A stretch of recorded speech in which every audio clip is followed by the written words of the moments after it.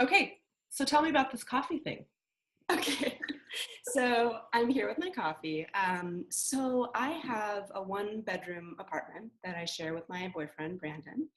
And it's not huge, it's not small, it's just, kind of normal place. Um, but what I realized a couple of months ago is that every morning when I woke up, I would usually use my phone as my alarm clock. And like so many of us, when my phone would start beeping, I would grab it and turn it off. And then what would I do? Mm-hmm. Email, scroll, what's happening on NewYorkTimes.com, blah, blah, blah, blah. And I would spend the first few minutes of the day just kind of in bed like this, doing that. And I started to realize it's like every morning I would start the day feeling a little bit overwhelmed and just kind of Other people's stuff. yeah, and just like it's not that I want to know what's going on in the world and I want to know who's email, like I want to know those things, of course, but it was just kind of getting my day started on not the best note. And I started thinking to myself, like, what would be like my fantasy morning, like what would be really nice, what would be a beautiful way to wake up. Yeah. And I kind of jokingly said, or maybe my boyfriend suggested, like, he was like, you know what you'd love, I bet, is like if your coffee maker was literally right by the bed and you could just wake up and kind of like swing your arm and press the button and it would start percolating and coffee would happen magically. Of coffee in the morning. And I was like, what? Like, yes, that's what I want. So I literally cleared off my bedside table. I got my phone out of there. I got a new alarm clock that's like gentle and soothing and, not phone related. I put my coffee maker, I put my book that I'm reading and some flowers. And now when I wake up in the morning, I turn on my coffee machine, I pull out my book, and I like snuggle in bed and read my book and drink coffee for a few moments before I go. That's like the best ever. Right? And it was so, it's one of those things where like we have more control over our environment than we think, right? It was such a simple thing, but it had just never occurred to me because I was so stuck in that habit. So it's been really nice. I love that. And what a smart way to get off of the phone. I have a similar-ish thing in the morning with my phone. I might have to think about that coffee edition though. That's actually brilliant. And it's sad. I actually have a 1-cup Keurig coffee maker that's in my bedroom's bathroom. So it wouldn't be that hard. You could do it. Move it over to the bed. I love it. And there's something really beautiful about starting your morning staying in bed also, like instead of the jump out and the to-do list and all of that stuff. I really love that. There was an author, Colette. She was alive a while ago. And I remember reading somewhere that she would literally stay in bed and write for hours. Like she wouldn't get out of bed until like 3 p.m. And she would usually, she was a very fabulous woman. So she would always have like her lover there and he would bring her chocolate croissants and coffee and whatever. And she would just stay in bed and like that was her office. That's amazing. Pretty great. So speaking of writing, one of the things that I really have loved about you and your work is that you place such a value on the written word and handwritten letters and snail mail. Why is that so important? Like we are so, sometimes it feels like you don't remember even where a notification comes from. You know a friend has reached out, but you don't know which social media platform, if it's an email, if it's a text. Why is the written word so important, especially in today's day? Oh my goodness, yeah. Like so many of us, I have sort of like a love-hate tension with technology. I love certain aspects of technology. I mean, I couldn't have the career that I have without it. It's amazing that anybody can write something and click publish, and now it's available for the world. I mean, I think that is probably the most important advancement since like the printing press. Right. For our culture. But then, yeah, the flip side is that we're all so overwhelmed and it becomes so habitual and so addictive. And it's something gets lost, I think, in the noise and the chaos of all the notifications and emails and beeps and pings and everything. So really like, probably a couple of years ago, I started to really look closely at my relationship with technology, particularly social media. Mhm. And I just started to feel like a real yearning to just really step away, and kind of clear some space in my brain again.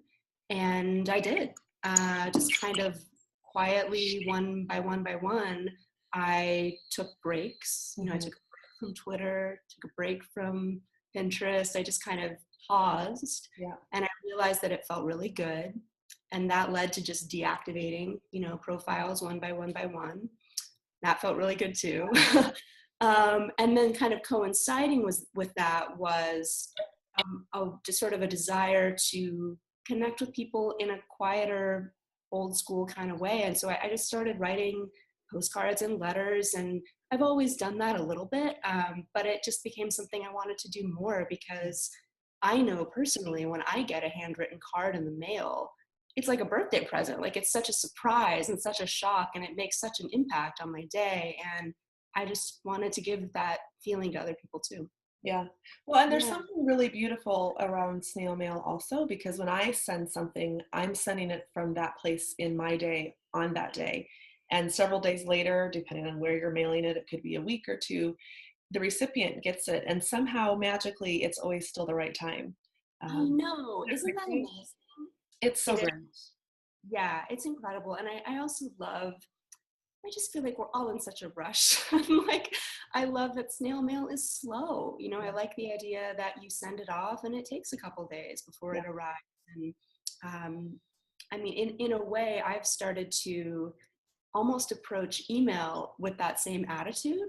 Like, I don't respond to everything immediately. I don't want to, and it's not necessary. And I wish everyone would kind of operate in that way to some extent.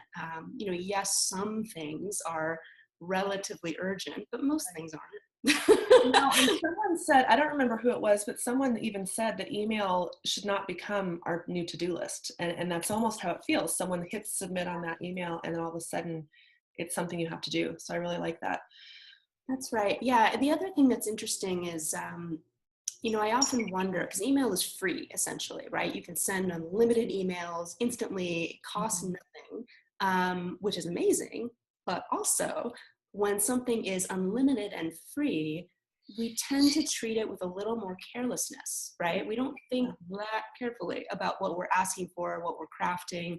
Whereas with a handwritten letter, you are physically, you're thinking about it, you're writing it out, you have one chance, there's no delete button, you're paying some money to drop it in the mail. There's a lot more care and intention and thoughtfulness that goes into that correspondence. And that's another thing that, like, I wish we could apply more of to the way that we do emails.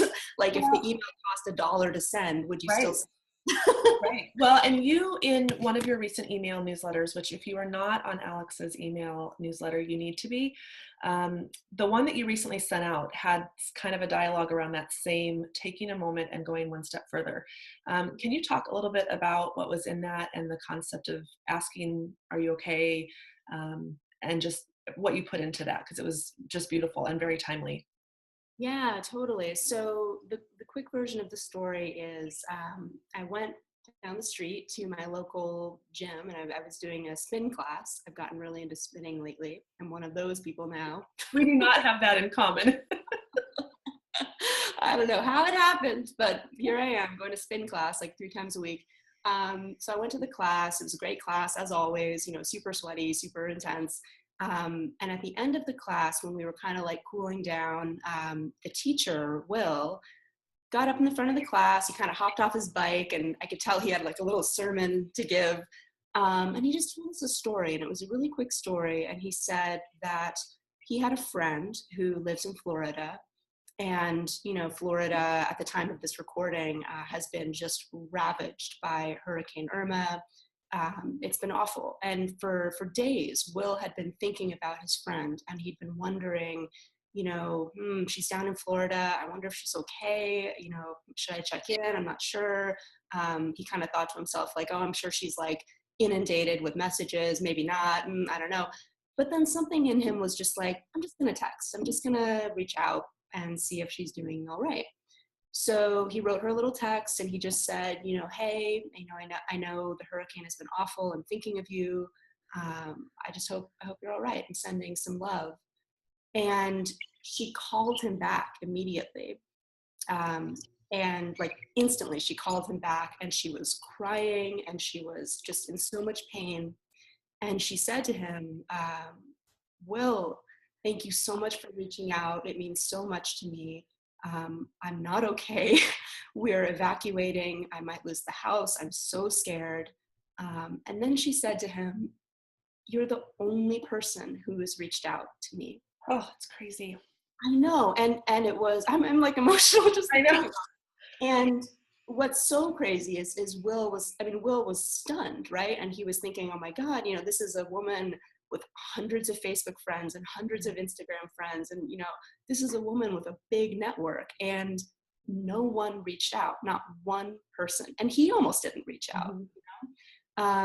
So the message, of course, in that story, which he shared with us so eloquently, is if you feel that instinct to text or call or send a letter or just check in, or even if you see someone on the side of the road who looks like maybe they're not okay, if you feel that impulse to check in, don't say, I'll do it later, just do it.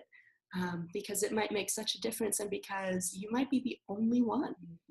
And I think in your message, you also talked a lot about, as humans, I think we all kind of have this opinion that, well, someone else will do it, or that someone else is better equipped to be the one to reach out. And that's not the case. And I actually posted your message to my Facebook wall to just get some interaction and some engagement. And what everyone kept saying was that sometimes we feel like we don't know the right thing to say, or we don't know how to reach out. And that sometimes that holds us back, which is kind of a sad thing, but I can see how it is, especially in the world of social media, where sometimes you do get blasted for not saying it the right way or fast enough, or maybe you're not even enlightened enough, which is kind of a sad state of affairs. But what are your thoughts around how we can get out of the I don't know what to say and into still checking in and being that touch point for someone who might really need it?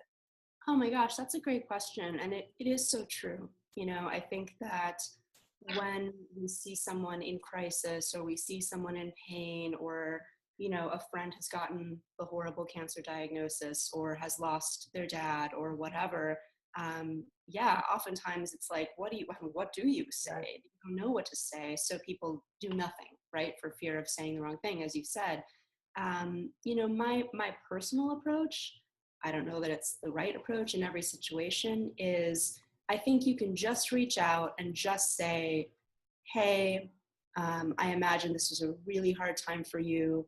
I'm thinking about you. You're in my thoughts. I love you.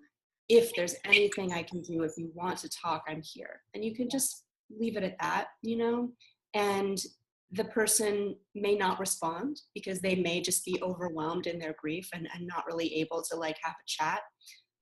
They may also be sick of talking about it. I've had experiences where a friend went through something really traumatic and she was like, you know what, I've literally described this to the police, to my therapist, I don't want to talk about it anymore. So I think then as the person offering support, it's important to just let them be them, and not try to force the issue. On the other hand, I think also it's okay to check in more than once, especially if someone is going through depression or some kind of mental illness or issue. I think it's okay to just keep gently knocking at the door and say, hey, it's been a week, still love you, still here. No, I like that. And I think also along the same lines of checking in gently, sometimes just saying, I'm going to sit next to you. Don't know what to say, and it feels really awkward to try, but I'll be here and I'll sit next to you. Totally. So you have written a book called You're Going to Survive, and it kind of touches on that fear of rejection, what happens when you're rejected. I think that a lot of our listeners are probably sitting on something that they know could impact the world, or they know could change their family dynamics, or could just be something that they need to do for themselves. What are some of the things that you talk about in the book from your experience, as well as the stories that you're telling inside the book, that might help one of our listeners, I don't know, put aside that fear of rejection or the fear of doing something wrong? Yeah. So the book, You're Going to Survive, is a book about dealing with criticism, rejection, discouragement, disappointment, mainly as it relates to your career or to work or to like a creative project. Mhm. So I collected stories from musicians, from lawyers, from nonprofit directors, from all kinds of different careers, and I basically asked each person, can you tell me the story of one of the worst moments in your career and what happened and how did it feel and what did you learn from that experience? How did you get through it? How did you survive it? And I was so blessed. People were so generous with their stories. I interviewed so many people. Everyone shared just stories you cannot believe, right? Some of them were very dramatic, some of them were much more ordinary, but one thing that really touched me and that I think is a great message for all of us to remember is that if you're feeling insecure about your talents, if you're wondering, who am I to start a blog or write a book? If you're feeling like, oh my God, I'm trying to reach this professional goal and it's taking forever and I'll never get there. Like if you're feeling any of those things, you are not alone because literally everyone is struggling with something, Yeah. at least at some point or another. And it was very cathartic for me just to realize like everyone feels this way. Right. And so none of us are freaks and, alone in our little cave, even though it feels that way. Right. The other thing that really struck me, that a theme that kind of came up throughout several of the interviews that I did, was just kind of the whole concept of criticism and rejection. And it was very interesting. I mean, one of the guys I interviewed, he has a newsletter, much like me, and he sends out a newsletter to his mailing list every Sunday. And he talked about how, every time he sends out a newsletter, he literally will get, 10 people will email back and say, oh my God, I love this. What a great idea. This is so inspiring. This changed my day. Thank you, thank you, thank you. I love this. I love this. And then he'll get, one or two One. emails that are like, who do you think you are? And this is so stupid. And I learned this when I was 5, whatever. Yeah. Yeah. Total negativity. And it's the same newsletter, and it's just so interesting how a piece of art, whether it's a painting or a newsletter or a song or a book or a whatever, can inspire such dramatically different reactions from different people. And I think it's important to be able to observe that with a little bit of distance and just go, huh, isn't that interesting? Like, rather than, oh my God, I'm so hurt and wounded, which is the place that I go usually. And I think it's a skill, I think the more you create and the more you put your work out into the world, I don't like to use the term like build a thick skin, because that sounds like you're like shielding your heart or something, but I think you do learn how to take in the positive reactions and the negative reactions without letting either one kind of, sway you too much. Yeah, and it just takes practice. And that's interesting that you say that, because one of the things I wanted to ask you about was your ability to, from the outside looking in, always consistently not only deliver value, but come to your community from this place of perspective and filters. And like you said, the step back of, isn't that interesting? And you keep continually putting out value. How do you, like, for those of us watching that have a community to serve or an audience of some sort, how do you bring in regularly values, ethics, without getting caught up in the mire of letting things get to you or other people's opinions, when really what matters is the work that you're putting out? That might have been too complicated of a question, but Yeah. I mean, I think what you're asking is like, how do you keep showing up for your community, to share something just over all the years? And I think the answer is, I mean, look, not everyone needs to be an entrepreneur. Not everyone needs to be an artist. we need high school teachers and we need janitors and we need physicians and lots of other professions. But if you are called to create, whatever that means for you, I think certain people just feel that call. And I know for me, um, I love writing articles. I love working on books. I love sending out my newsletter. I love doing things like this, having these interesting, wonderful conversations and creating video content. Um, it's not something I have to force myself to do. I want to do it. So I think for me, showing up consistently for my audience, it truly is a joy. And that being said, there are definitely, and there have been times where it's been harder than others, either because I was recovering from an injury or I was feeling kind of depressed, or particularly in the early days when almost no one was reading, no one was listening. It was harder then because there was a sense of, well, what's the point of all this work if only my dad is reading my blog? But I think I just kept kind of chugging forward because I just had this sense that this is who I am. I'm supposed to write. And that sounds like very, I don't know, kind of woo-woo maybe. Not that that's a bad thing, but I think we all have a quiet little voice inside that's like, this is what you're supposed to do. Yeah. Yeah. And it's interesting because one of my attentions that I'm putting on myself for this year has been quiet power and quiet leadership, because it doesn't always have to be loud, and our activism in this world and our place doesn't always have to be like fist raised and, here I come to tell you my thoughts. It can sometimes be just quiet leadership. So I'd love to know what your thoughts are around leadership and what that means to you, what it looks like to you, and whether you feel that there's a leader in all of us. Ooh, definitely there's a leader in all of us, of course. Leadership for me means there's a writing prompt actually that I do with a lot of my students when I teach writing classes and workshops, which is, I want to live in a world where, I want to live in a world where we get less email and more handwritten snail mail. I want to live in a world where when people feel the impulse to reach out and help, they do it.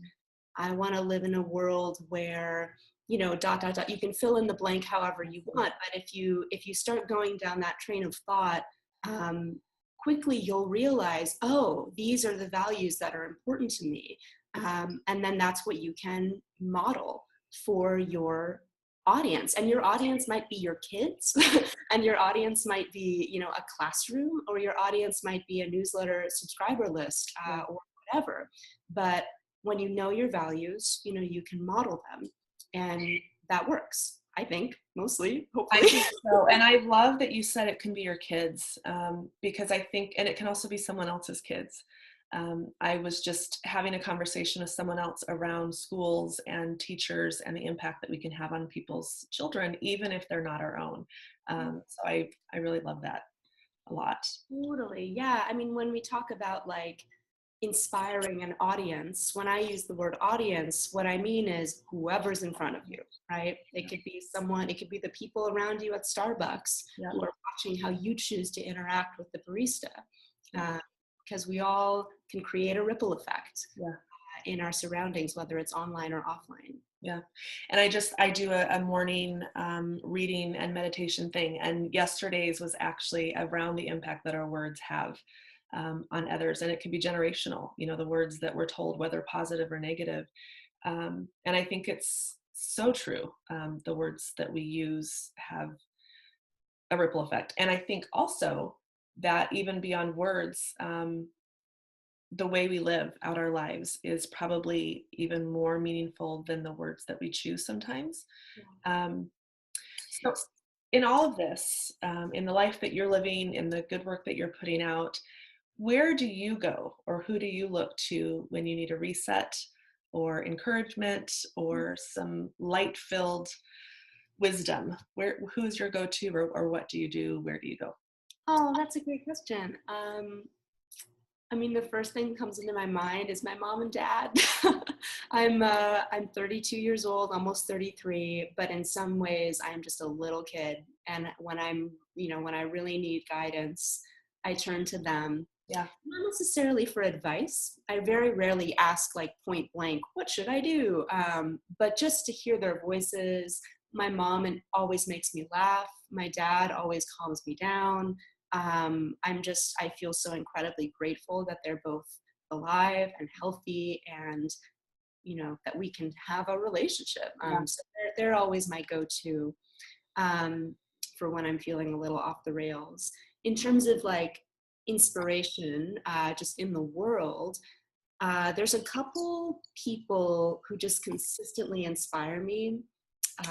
David Blaine, The Magician, Oh, is one of my all-time heroes. I think he is so cool. I love his artistry. I love his incredible dedication to his craft. If you've ever watched his shows or documentaries, or his TED Talk is so good.